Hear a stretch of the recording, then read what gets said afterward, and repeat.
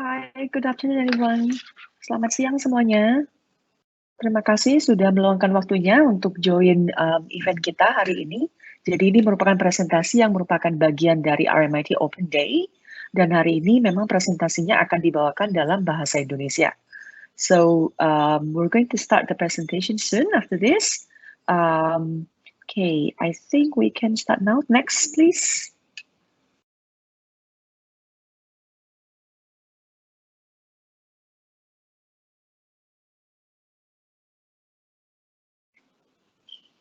Oke, jadi sebelum kita memulai presentasinya, kita perlu memberikan penghormatan untuk kepada penduduk indigenous dari Australia. So we would like to welcome you, what we call as Wominjeka, yang mana artinya selamat datang di dalam Victorian Aboriginal language of the Wurundjeri people. Next, please.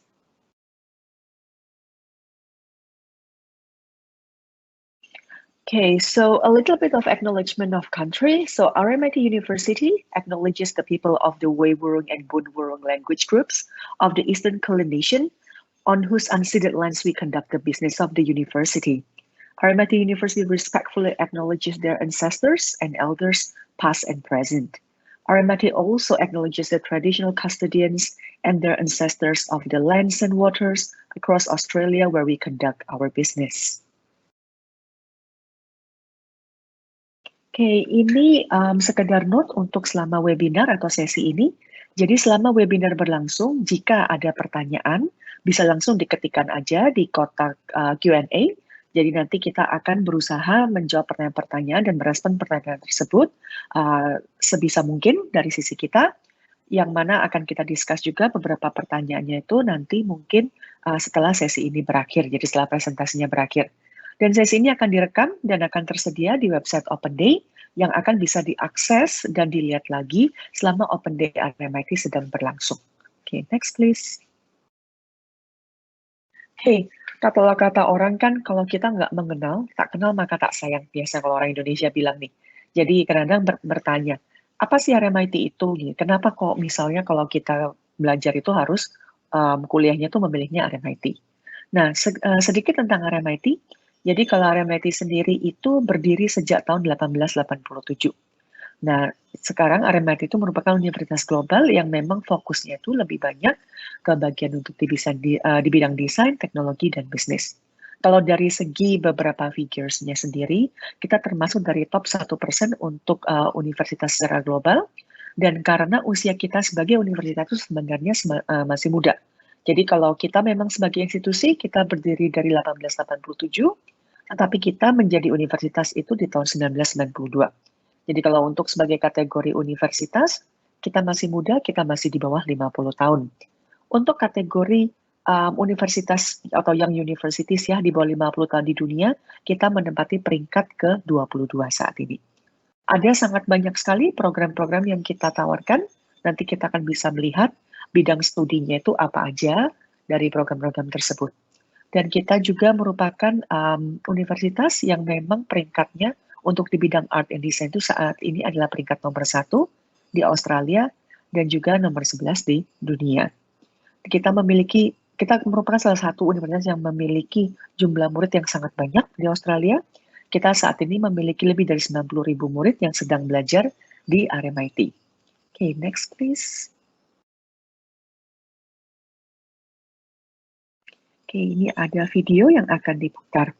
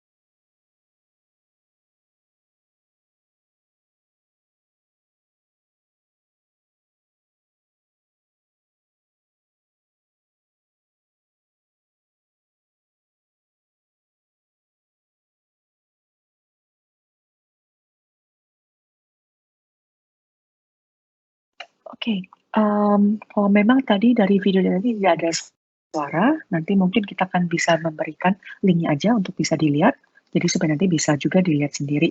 Jadi kita mohon maaf dulu untuk videonya tadi yang tidak ada suara.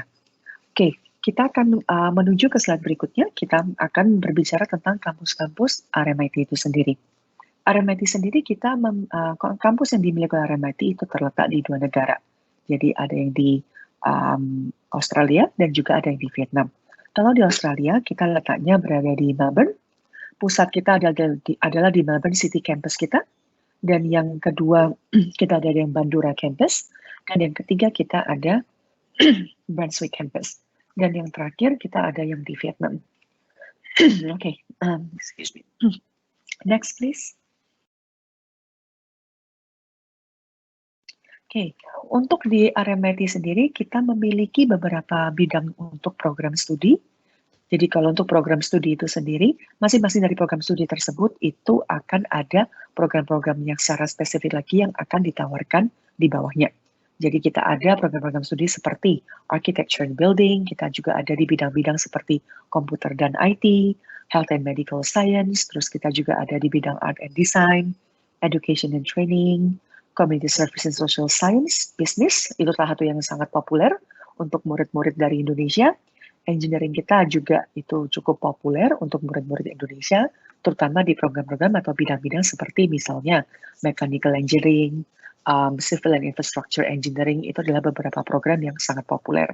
Kita juga ada program studi di bidang Justice and Law, Communication and Digital Media, Environment and Planning, dan Science. Jadi masing-masing dari semua program studi tersebut itu masih banyak program-programnya yang secara spesifik itu berada di bawah bidang studi itu tersebut.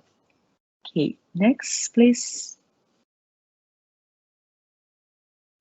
Oke, untuk murid-murid kita sendiri, kalau untuk RMIT, kita memberikan banyak bantuan untuk ke murid-murid kita. Jadi support dan merupakan bantuan itu merupakan fokus dari kita juga. Jadi kita mau memastikan bahwa murid-murid kita itu tidak hanya sukses dari segi akademis untuk belajar di RMIT, tapi untuk bisa menjadi sukses itu tentunya pasti akan butuh support-support lain. Seperti kalau misalnya mereka membutuhkan informasi untuk akomodasi, terus kalau misalnya untuk karir, terutama karir ini sangat populer ya untuk anak-anak Indo. Jadi kayak kira-kira apa sih yang bisa RMIT berikan untuk karir. Jadi kalau salah satu support yang kita berikan kepada murid-murid kita, itu adalah mereka bisa menghadiri semacam seperti workshop dan juga pelatihan. Jadi akan ada cara kalau misalnya kita mau melamar pekerjaan di Australia itu seperti apa caranya. Terus apa yang perlu kita siapkan, terus kalau membuat CV itu seperti apa, dan juga kalau misalnya kita mau melamar dan kita akan butuh untuk melakukan interview kerja, kira-kira seperti apa wawancara kerja di Australia itu. Nah, itu semuanya itu bisa dilatih di salah satu support kita untuk di bidang karir. Kerohanian itu juga salah satu fokus kita, dan ini untuk berlaku untuk semua kepercayaan. Jadi kita tidak memilih, kita tidak memihak, tapi semuanya kita anggap sama. Jadi semua kepercayaan, semua agama itu ada supportnya. Kita juga ada support untuk berupa medis, kesehatan. Itu kesehatan tidak hanya terbatas untuk fisik, tapi juga kalau misalnya sekarang ini untuk yang mental dan juga untuk yang konseling, itu juga merupakan sesuatu support yang kita berikan kepada student-student kita.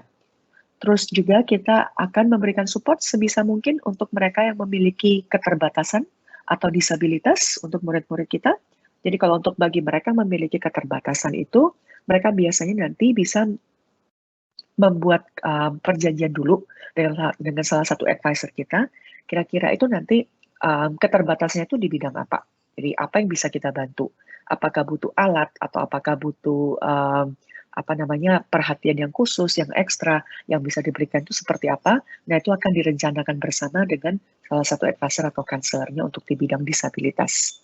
Kita juga ada untuk bantuan hukum. Bantuan hukum ini mungkin lebih ke seperti nasihat sih ya. Jadi seperti kayak advice. Jadi bukan kayak, oh ya semoga sih enggak student yang nanti terjerat hukum gitu, enggak. Tapi kalau misalnya let's say murid-murid itu kalau misalnya nanti mau kerja, terus mereka mau bikin tax file number, kalau mereka mau bikin, nah itu seperti apa prosesnya. Terus kalau misalnya mungkin ada keinginan kalau, oh aku mau kontrak nih apartemen di sana atau aku mau kontrak rumah. yang namanya perjanjiannya itu berlembar-lembar. Aku nggak yakin apakah aku bisa mengerti semuanya. Nah, hal-hal seperti itu kita bisa memberikan bantuan. Jadi nanti bisa didiskusikan bersama, kira-kira ini apa, jadi supaya memastikan bahwa apapun yang murid-murid kita lakukan, yang memang mereka butuh bantuan, atau advice dari sisi legal, dari sisi hukum, itu kita akan ada untuk murid-murid kita. Dan kita juga punya Saver Community, jadi itu merupakan sebuah aplikasi untuk murid-murid RMIT yang berada di Melbourne. Kalau misalnya mereka membutuhkan pertolongan secara tiba-tiba, itu akan ada aplikasi yang bisa memberikan signal kepada officials terdekat, baik itu seperti misalnya petugas-petugas security keamanan terdekat untuk memberikan sinyal kepada mereka lokasi murid-murid ini berada di mana. Nah, kayak gitu. Jadi nanti mereka bisa langsung cari tahu lokasinya berada di mana dan mereka bisa datang untuk segera menolong. Oke, next please.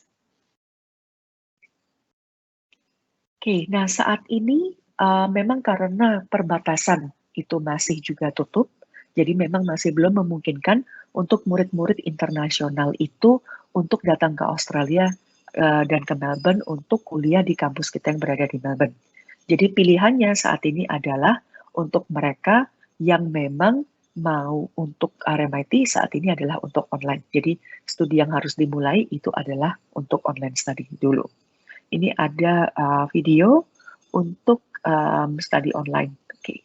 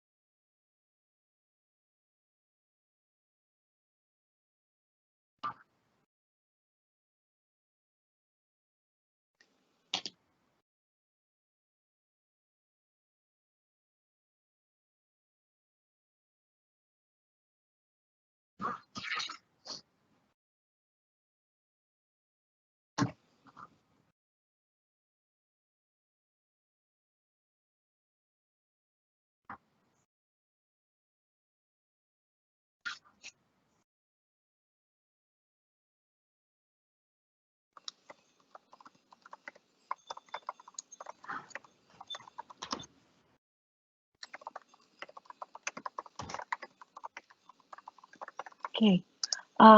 Jadi untuk video tadi seharusnya memang ada suaranya, harusnya ada audionya. Kita mohon maaf juga untuk teknis yang kali ini.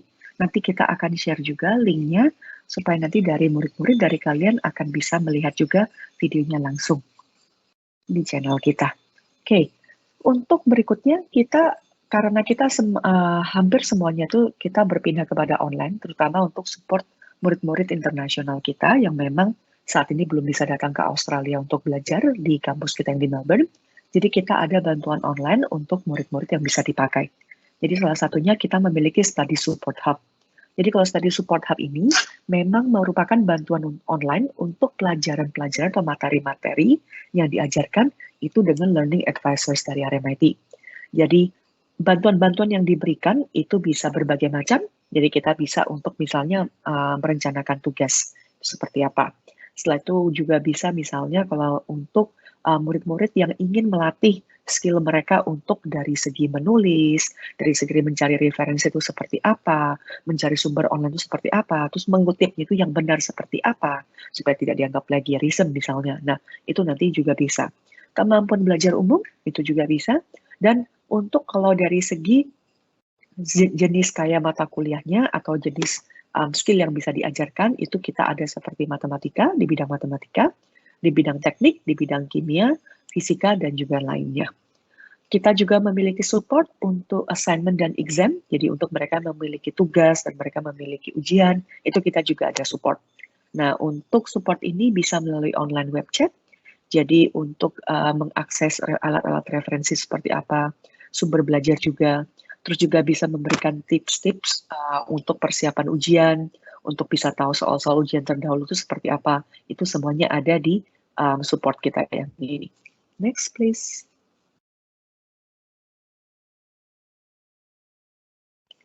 Oke, untuk murid-murid internasional, kita juga ada bantuan studi yang secara ekstra kita berikan untuk menyupport mereka dalam perjalanan mereka kuliah di RMIT.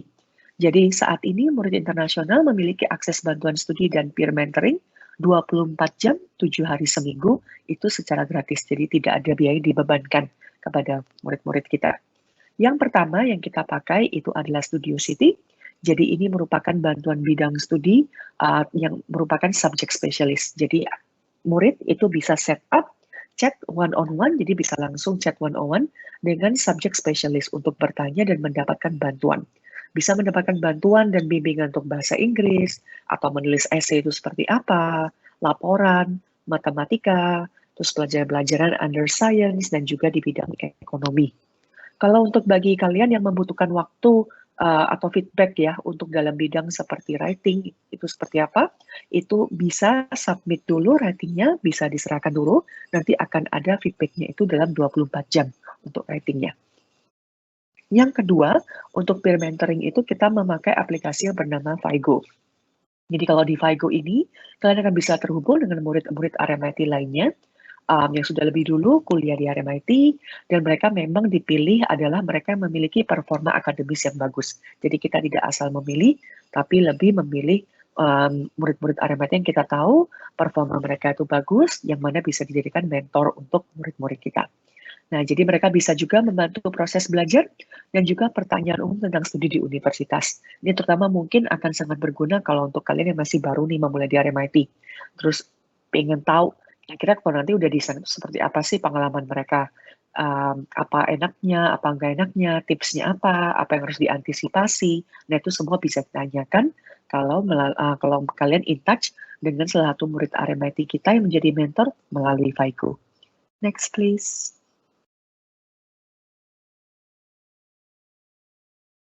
Oke, untuk RMIT sendiri, dari segi akademis kita sudah ada bantuan-bantuan itu, tetapi yang namanya kita berkuliah itu kan tidak hanya akademik saja dunianya.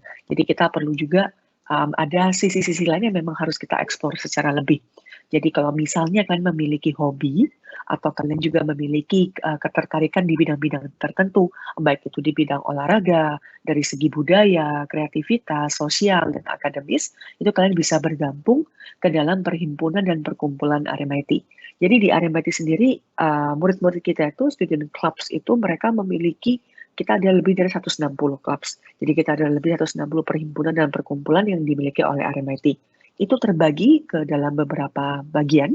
Jadi ada kalau untuk olahraga nih, kita mempunyai lebih dari 40 perkumpulan olahraga.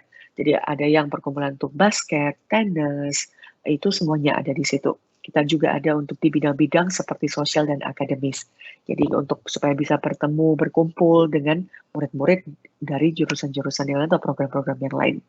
Juga ada clubs, jadi perhimpunan dan perkumpulan yang memang fokusnya itu lebih ke budaya. Jadi kalau untuk ke budaya itu ada juga perkumpulan yang memang merupakan berdasarkan apa ya negara masing-masing. Jadi ada perkumpulan untuk murid-murid dari Filipina, ada perkumpulan murid-murid untuk Indonesia. Jadi itu merupakan salah satunya yang bisa juga di-join. Nah, setelah itu kita juga ada di bidang kreatif. Jadi kalau misalnya untuk di bidang kreatif itu kalian ada ketertarikan di bidang-bidang misalnya seperti untuk di bidang-bidang apa ya, kayak misalnya, oh kayak saya ini punya hobi untuk games, untuk e-sport, itu semuanya ada.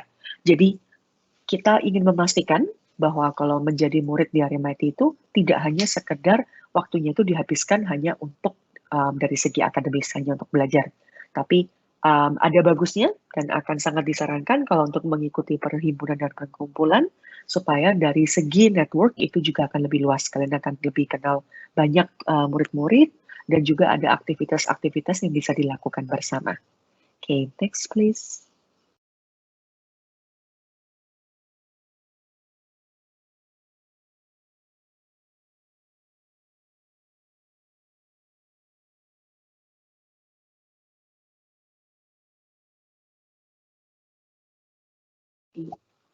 Next please.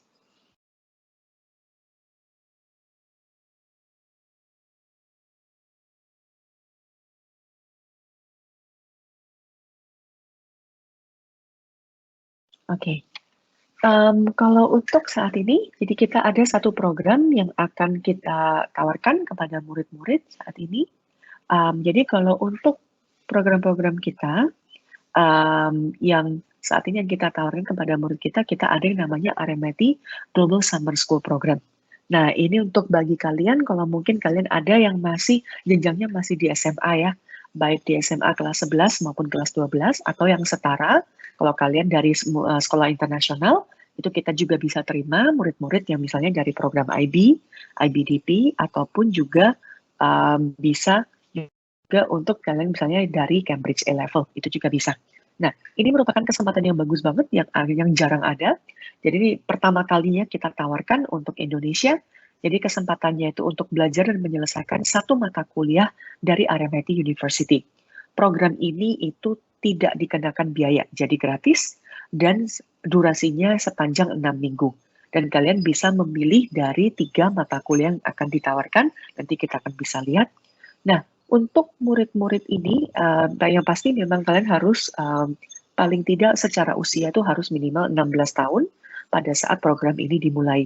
Nah, program untuk Summer School Program ini kita akan mulai pada tanggal 6 September.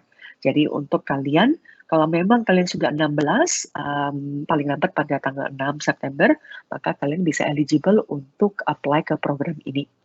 Nah, kalau untuk kalian yang akhirnya memulai program ini dan kalian sukses menyelesaikan program ini dan kalian akhirnya untuk setelah itu lanjut di RMIT dan mengambil jurusan atau program yang memang ada hubungannya dengan mata kuliah yang kalian kerjakan selama Global Summer School itu tadi, maka kalian bisa mendapatkan kredit. Jadi yang mana berarti kalau kita pikir-pikir ini lumayan banget. Jadi satu kredit itu satu mata kuliah. Jadi satu mata kuliah itu kalian sudah menyelesaikan sekarang, tidak perlu diulangi lagi atau diambil ataupun membayar pada saat kalian nanti kuliah waktu di jenjang S1-nya di RMIT. Okay, next please.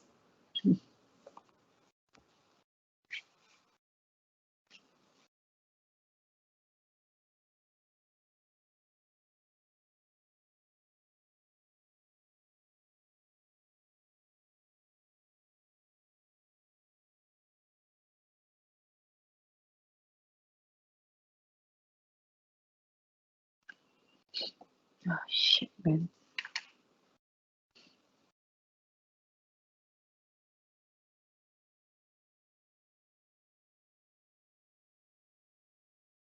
Okay. Okay. Nah, untuk pilihan mata kuliah yang ditawarkan untuk Global Summer School kita itu adalah di 3 ini. Jadi kita ada Introduction to Programming yang merupakan basic ya. Jadi ini merupakan dasar mata kuliah dasar untuk kalian yang mungkin tertarik di bidang-bidang program seperti IT dan Computer Science. Kita juga ada Business Information System untuk kalian tertarik untuk program di bidang bisnis. Ini bisa dijadikan salah satu kredit. Dan kita juga punya Project Management Concept yang bisa ditawarkan kepada murid kita. Untuk informasi lebih lanjut, itu nanti bisa langsung masuk ke website kita untuk tentang Global Summer School Program untuk detail dan juga untuk cara apply-nya itu seperti apa. Okay, next please. Okay. Untuk dari segi potongan, kita ada beberapa yang kita tawarkan. Jadi yang pertama, kita memiliki RMIT International Tuition Fee Bursary. Jadi ini merupakan potongan biaya kuliah sebesar 10% untuk kalian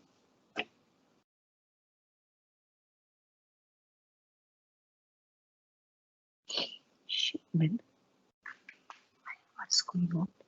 Jadi kalau untuk kita, jadi potongan biaya kuliah sebesar 10% untuk semester 1 2022.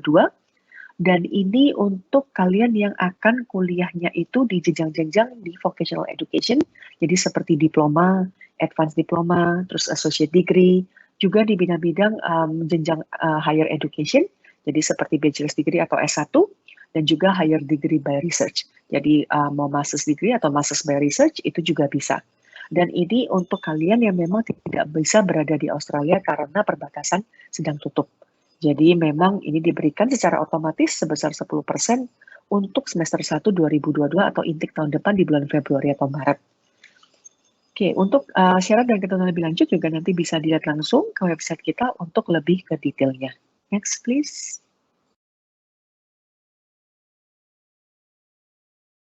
Oke, yang terakhir yang kita miliki yang bisa kita tawarkan untuk murid kita adalah untuk STEM Scholarship for Southeast Asia. Jadi ini merupakan beasiswa sebesar sekali potongan sebesar 10.000 AUD yang dibayarkan sekali setelah census date. Jadi kita ada yang namanya census date, itu merupakan tanggal di mana studi itu jadi kita bisa tahu apakah akhirnya murid itu benar-benar akan memulai di semester itu atau tidak. Kalau kalian masih tetap terdaftar, kalian dapat beasiswa ini dan kalian masih tetap menjadi murid RMIT dan aktif kuliah setelah census date, maka akan diberikan potongan sebesar 10.000 AUD ini. Yang menjadi persyaratannya adalah harus merupakan warga negara Indonesia dan mendaftarnya juga dari Indonesia. Untuk minimum nilai yang dicapai secara akademis di kualifikasi sebelumnya harus minimal 70% atau lebih, 70% ke atas, atau yang setara. Dan saat ini sedang tidak studi di RMIT. Jadi ini harus untuk murid-murid yang baru. Jadi kalau misalnya kalian murid lanjutan, maka ini tidak bisa, maka kalian tidak memenuhi syarat untuk apply ke beasiswa ini. Dan ini akan diberikan untuk semester 1 2022. Berbeda dengan International Tuition Fee Bursary tadi, kalau yang tadi itu secara otomatis diberikan, kalau kalian memang sudah memenuhi semua persyaratannya, tetapi kalau untuk yang ini, itu harus by application. Jadi harus mendaftar dulu ke program RMIT yang diinginkan apa. Kalau sudah mendapatkan tawaran, sudah mendapatkan hasil dari aplikasi tersebut, maka kalian bisa memasukkan aplikasi untuk program beasiswa STEM ini. Beasiswa STEM ini juga berlakunya itu untuk di program-program tertentu saja. Jadi tidak untuk semua program, tapi lebih ke program-program seperti science, engineering, health, technology, itu di bidang-bidang tersebut. Untuk syarat dan ketentuan yang lebih lanjut juga, itu bisa langsung masuk ke website kita untuk semua persyaratan secara detail dan juga untuk form aplikasi yang bisa dipakai. Oke, next please. I think that's all. Oke, nah kalau untuk ada dari kalian yang ingin kontak ke kita lebih lanjut, untuk pertanyaan-pertanyaan kita ada one-on-one booking. Jadi kalau misalnya ingin melakukan pertemuan secara khusus supaya kita bisa konsultasi, ngobrol lebih enak, mau via WhatsApp, mau via Zoom, itu bisa. Jadi bisa langsung diklik aja link itu, tinggal dipilih aja waktu yang sesuai. Atau kalau enggak, kita juga punya fitur live chat. Jadi kalau di live chat itu nanti bisa dipilih juga kalau memang akan apply-nya itu dari Indonesia, nanti akan muncul juga, nanti kita bisa melakukan live chat di portal atau di aplikasi tersebut. Oke, next please. Okay, I think that's all from us. Thank you. Jadi nanti seperti yang tadi kita sebutkan, ini akan direkam dan akan tersedia di website Open Day. Oke, terima kasih.